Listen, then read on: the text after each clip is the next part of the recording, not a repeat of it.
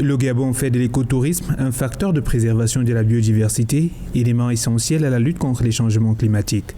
Avec 13 parcs nationaux pour environ 11% du territoire national et une vingtaine d'aires protégées marines dont 9 parcs marins et 11 réserves aquatiques pour 26% de l'espace aquatique, le pays veut prêcher par l'exemple en matière de protection de la biodiversité. Nous, on est parti sur une vision de maintenir notre biodiversité pour le transformer en crédit carbone, et c'est en train de payer déjà. C'est un exemple qu'on est en train de démontrer au monde entier, et c'est en train de payer. On ne va pas s'arrêter là, parce que non seulement on veut faire école pour les autres pays tropicaux en matière de préservation de la biodiversité, mais en plus on a envie d'être vraiment l'exemple, le numéro 1, et je pense que le président de la République s'est engagé pour cette démarche.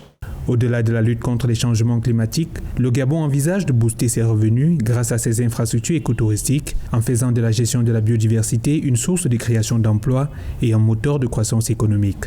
En fait, c'est un problème de gestion de la biodiversité, gestion de l'économie.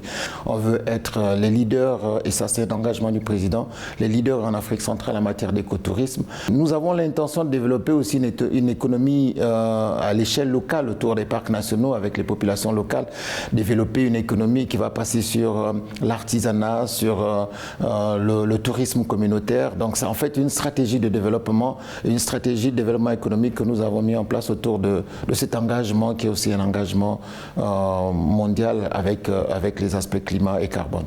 Première en Afrique centrale et troisième en Afrique de l'indice de performance environnementale IPE, publié en 2020, le Gabon vise le leadership de la région Afrique centrale en matière d'écotourisme. Le pays accueille du 29 au 1er septembre 2022 la Semaine africaine sur le climat.